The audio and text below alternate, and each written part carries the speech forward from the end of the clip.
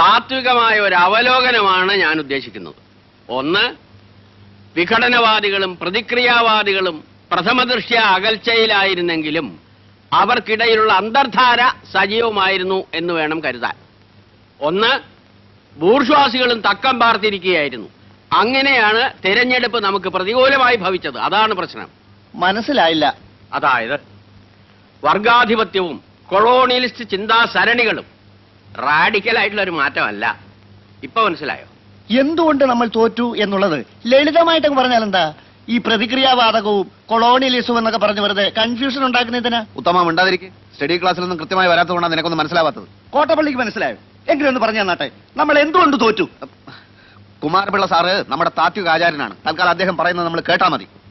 എടോ ഉത്തമ, ഉൾപാർട്ടി ജനാധിപത്യം അനുവദിച്ചിട്ടുണ്ട്, ശരിയാ. നമ്മളെല്ലാവരും ഒരുമിച്ചിരുന്ന് ദിനേശ് വേടി വലിക്കുന്നതും അതുകൊണ്ടാണ്. എന്നുവെച്ച് പാർട്ടിയിലെ ബുദ്ധിജീവികളെ ചോദ്യം ചെയ്യരുത്. മനസ്സിലായോ? ചടക്കമില്ലാതെ പെരുമാറിയാൽ അറിയാലോ, ഞങ്ങളത് പഠിപ്പിക്കും.